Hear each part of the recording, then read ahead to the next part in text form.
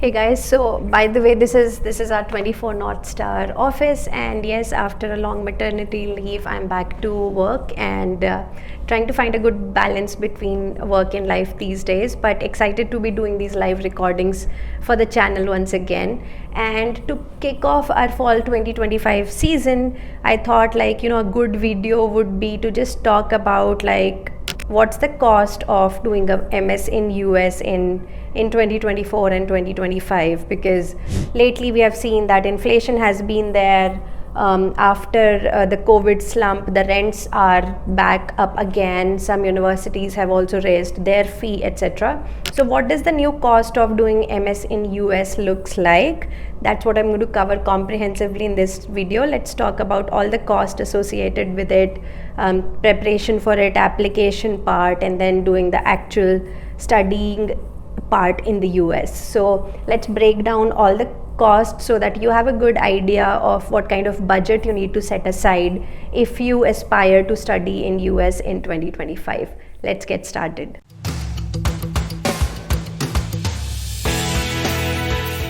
Hey guys, welcome back to the channel, and let me officially kick off the fall 2025 application season.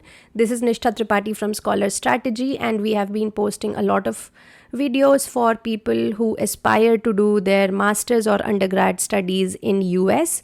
So we will be updating new information based on overall economic scenario, new financial data and everything. So make sure you remain subscribed to the channel and stay tuned for the next set of the videos where we will be talking about more universities, admission process, application tips and many more things on this channel.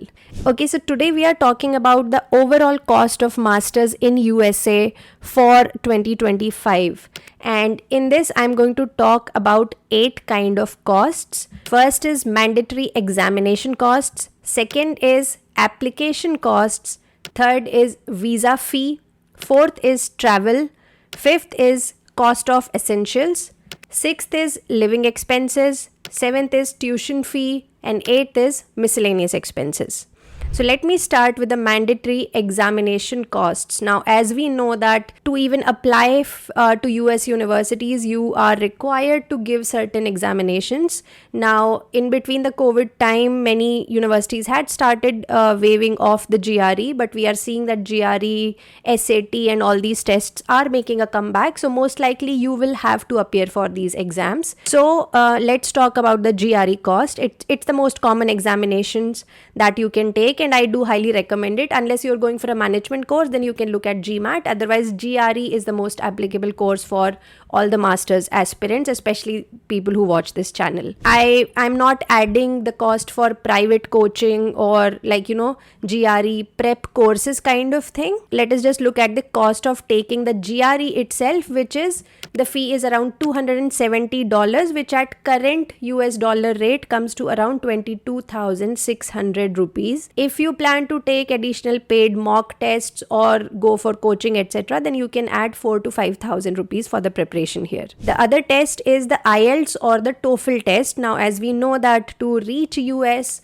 you need to show English proficiency, and these are the two most common English language examinations. Yes, universities have also started accepting the Duolingo tests these days, but I'm going to cover this IELTS and TOEFL cost here. So IELTS costs around $204, which is 17,000 rupees. And TOEFL costs around $205, which is 16,900 rupees. So similar. So if we combine the cost of GRE and TOEFL, it comes to around 39,600 rupees. So this is the cost of just appearing for those examinations. Okay, let's move on to the second category of the cost, which is your application costs. Now, surprisingly, this can be pretty substantial. So US universities are expensive to apply to, and based on my recommendations, which I have covered enough in previous videos in our masterclasses also, we should apply to around 10 universities. Let's take a look at the cost of application to each university. Now, this can range from $80 to $150. Sometimes you can get application fee waiver, which we have covered in a previous video. So yes, you should always try to get the application fee waiver, but in most of the cases you may not be able to get it, so you have to pay the full fee. So let's calculate the cost of applying to 10 universities, and assuming we have got no waivers, this will come down to 66,000 rupee to 1,24,000 rupee. So let's take it on an average 1 lakh rupee. Now next part comes that yes, you have appeared for GRE and TOEFL, but you also need to forward those scores to your universities. So you're applying to 10 universities, you need to send your GRE and TOEFL score reports to those institutions. Now the good part is that GRE gives you 5 free score recipient options that need to be filled immediately after you write your exam at the test center. But technically you can send your GRE score reports to 5 universities for no charge. But if you have to then later on send your score to any university, it is going to cost around 3,000 rupees per university. Coming to IELTS, first 5 scores that you send are free, while the next ones are charged as 250 rupees. So this is quite cheap. TOEFL is somewhat costlier. So you need around $25, which is around 2,125 rupee per university to send your scores. But yes, your test fee includes up to 4 free official test score reports. So among 10 universities, you will have to pay for 6 universities. Let's add the cost of for 10 universities, forwarding the scores itself, assuming that you are availing your free score reports wisely. That is, you have to send your score reports to only 5 universities for GRE and IELTS, and 5 for GRE, or 6 for TOEFL. This cost will come to 16,000 to 27,000 rupees. Now additionally, some applications require you to send your official transcripts via True Copy. This cost depends on your university. It can range between 1,500 to 3,000 rupees. Further, universities like CMU and TAMU require a WES evaluation of your transcripts. This is a costly affair because WES fee for evaluation is $225, which is equivalent to 18,600 rupee. So if we combine this total, then cost of forwarding your scores alone can be 82,000 to 1,80,000 rupees, including all these additional transcripts, WES fee, etc., etc. Now let's look at the next major cost, which is your visa application fee. If you get an admit, you will be applying for student F1 visa. By the way, we have done a lot of videos on F1 visa preparation. Do check out the playlist on our homepage. The application fee is very, very expensive for US. Initially, you have to pay around $185 for your main visa application. This process and payment are done after you have received your I-20 and you have finalized the university. Next, if you require that your passport be sent to your home after evaluation, you have to of course bear the courier charges as well. But the main fee here is the SEVIS fee. The SEVIS, or the Student and Exchange Visitor Program fee, is a mandatory fee that needs to be paid before you appear for your visa interview, and it is quite costly. It is $350. The rates were increased last year. So total that you have to pay for the student F1 visa comes to around $535 or 44,000 rupees. So now let's look at a total cost of combined application and visa. So this is what you need to pay even before you can move to US, and this cost is around, so combining all the cost we have talked about so far, which is 39,600 for the tests, and around 1 lakh for forwarding your scores, and then 44,000 for the visa fee. This cost alone is 1,65,600 to 2,63,600. So this is the cost that you need to bear even before you have arrived in US. Now let's move to the next category, which is the travel. So assuming everything goes on well, you have received your visa as well. Now you're going to book your travel tickets, and this can easily be $1,000 to $1,500 for a one-way ticket to US, depending on the airlines. So I am taking an average cost of around 1,25,000 for roughly your travel. It can be more or less depending on your current location as well. Now let's talk about cost of essentials. This is think of it as the items you will have to pack and take with you to the US. And here I would only include essential items, because the good thing is that you can buy almost like, you know, a lot of Indian items in US itself these days, so it does not make sense to carry a lot of items from here. But of course you would have to buy your travel bags, you would want to carry basic utensils, especially pressure cooker, then some essential food items and prescribed medicines. I would highly recommend take a lot of medicines from here itself, because buying medicines can be a big nightmare in US. Then you might want to buy some gadgets, etc., for your university support, and then routine travel stuff kind of thing. So here I would take a cost of around 1 lakh for, like, you know, all this shopping that you need to do before reaching US. This will vary again depending on your location in US. For example, if you're going to a very cold place, you will have to, like, you know, maybe do a bit more winter shopping, although I highly recommend do not buy jackets in India, buy all that winter essential stuff in US only. But yeah, let's calculate that in the cost. Next, we are coming to the major costs. Now this was tidbit cost, right? Now we come to the major cost, and let's begin with the living expenses. So for the 2-year duration or 1.5 whatever you're going to spend in US, what is the cost of living there? This will include your rental costs and, like, you know, utility costs in your apartment. Now living expenses majorly depend on 2 factors, whether you're looking for private or shared accommodation. So in places like Rochester, Texas and Chicago, you can consider getting a private room in a 2-bedroom, 2-bathroom apartment at around $900 per month. So this includes your rent as well as utilities. Now it might be cheaper in some places, so I'm just like talking on an average, but of course it can be very expensive in metro cities. So in places like Boston, New York, the rent would be almost double, but yes, do expect something like $1,500 per month. So, and in these places people often go for, like, you know, shared accommodation. So you will share the room with another roommate, so your cost can be, like, you know, just halved. So yes, do all that thing. Further, usually the groceries and other essentials can range around $250 to $300 depending on your obviously eating habits and lifestyle, right?